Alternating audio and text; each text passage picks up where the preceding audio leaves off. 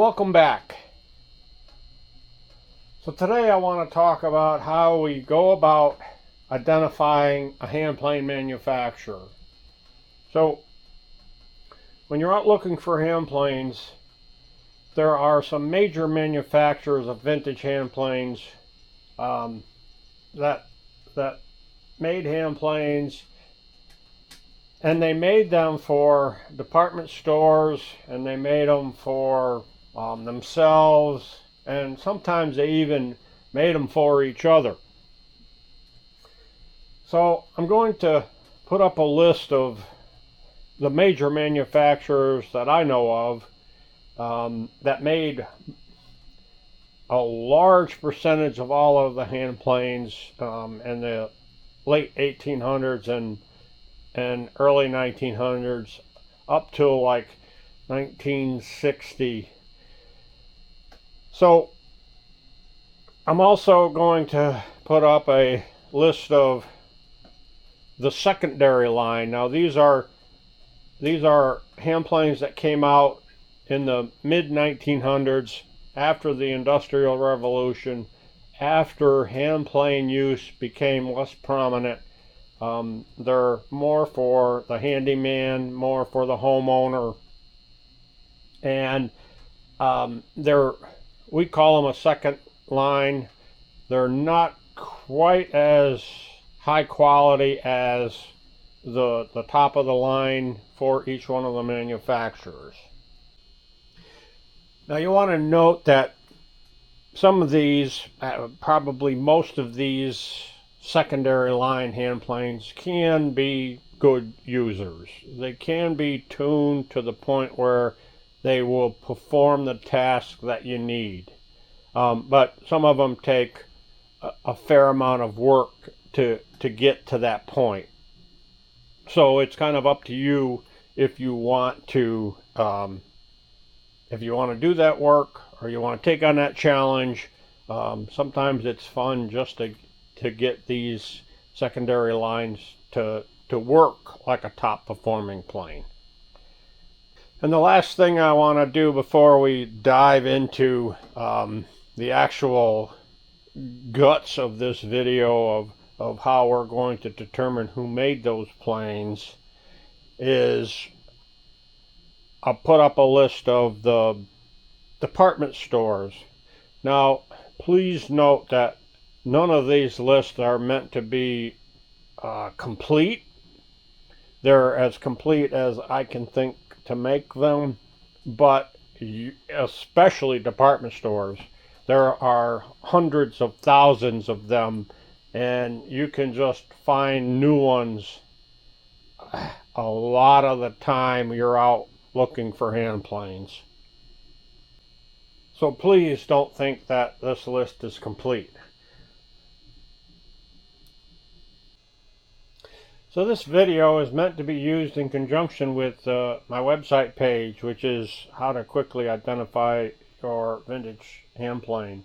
So if you use the two in conjunction, it should help you get to figure out what your hand plane manufacturer is. So as I show you on the web page, one of the first things you're going to look at, or one of the first things you really want to look at, is the lateral.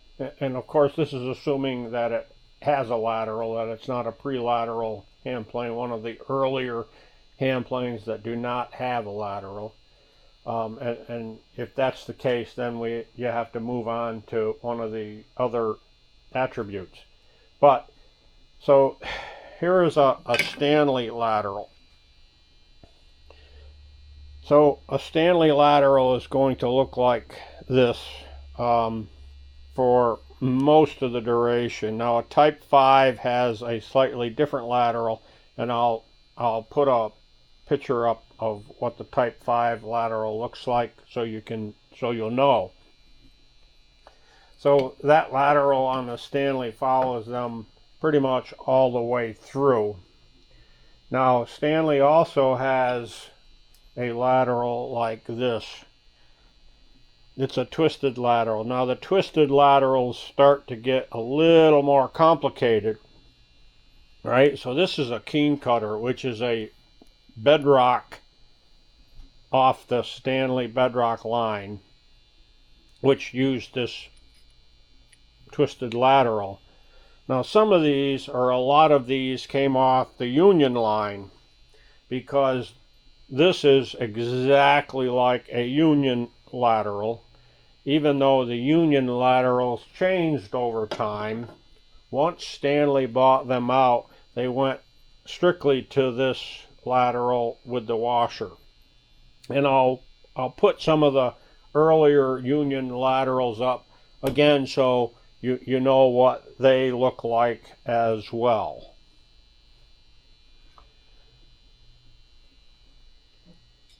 So this one here is another twisted lateral, and this is an Ohio Tools. Now you notice that it's a little bit different. The twist is a little bit different. The profile is a little bit different. And that's going to lead you to look at Ohio Tools. So the other twisted lateral is going to be on your Type 2 or Type 3 Sargent. Now this is a Type 2, and I'll put a picture of the Type 3 up, but the Type 2 is a horseshoe lateral, and this one is the Type 3, but from this part up, they are identical. That twist and that profile for the thumb push is the same. Now, this one is also Sargent, and it's a Type 4, 1910 VBM or later. And this profile of the lateral followed Sargent right through to the end in the 1960s.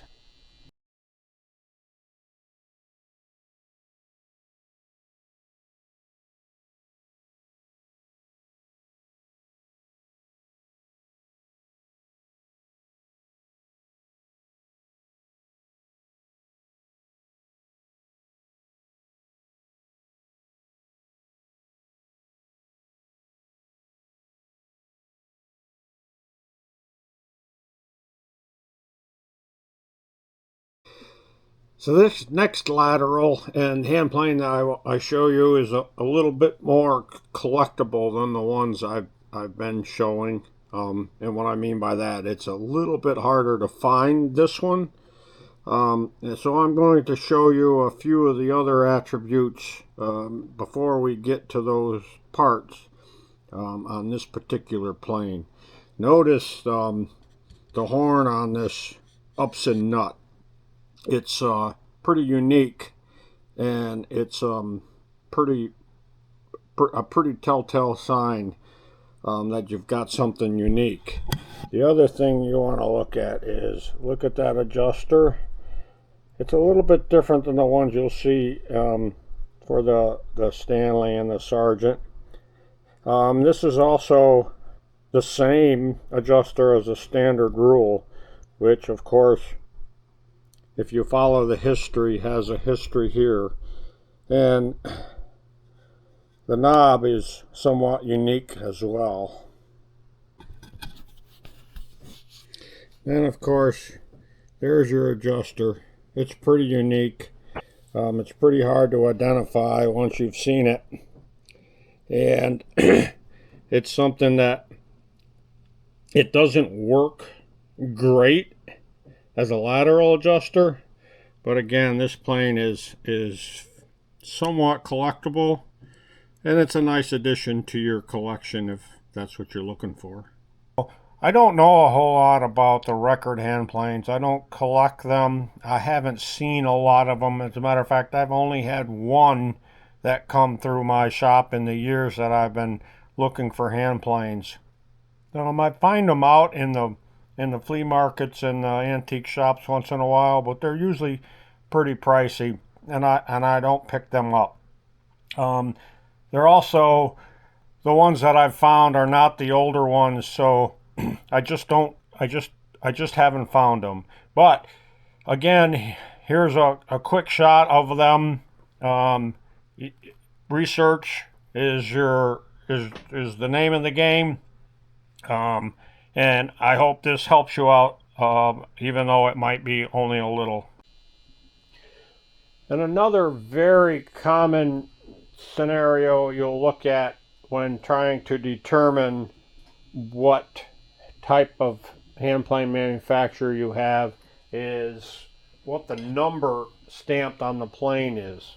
So notice this one here is a 0, 5 1/4. So the 0 in front of that number was only put on hand planes from 2 manufacturers I can think of. That is Ohio Tools and Record. And Ohio Tools and Record have some distinct differences, so they're pretty easy to tell apart. So another number series is that's easy to recognize is a Sargent. So if it's got a, like this is a 408. So the 400 series, that is Sargent. Sargent is the only one that made a 408 or a 409 or a 410. So you can use that as an example. Here's a 409 as well. And again, not all of them had that stamped in the base.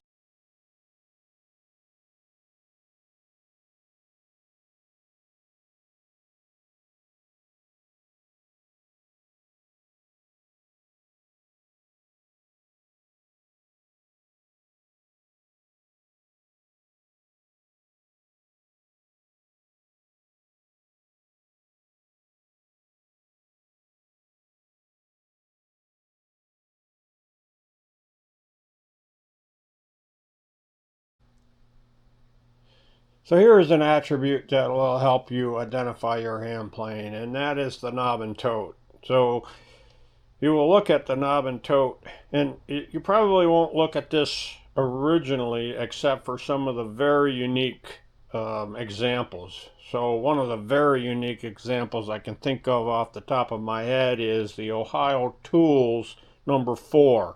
The Ohio Tools number 4 has a tote screw in some of their number 4s, and Ohio Tools is the only manufacturer that I can think of that put a toe screw on their number 4 tote.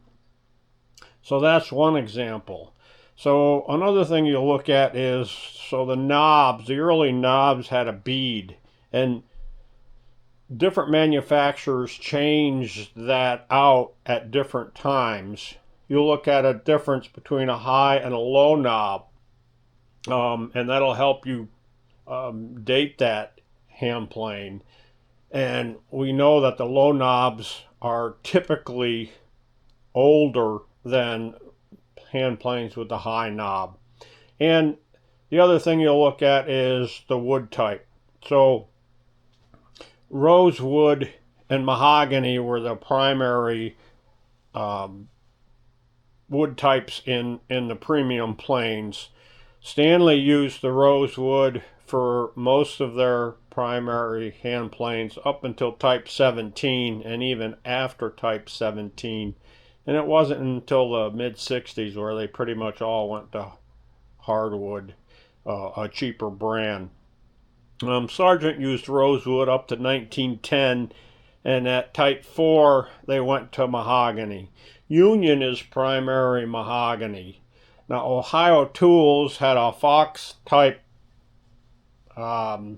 finish on some of theirs, and primarily they used beech or some other hardwood. You don't typically see a rosewood on an Ohio Tools. So these are all things that you can use to help identify that that manufacturer of whatever that hand plane is that you're looking at. So let's run through some adjusters, the brass adjusters or whatever they happen to be. That's this thing right here.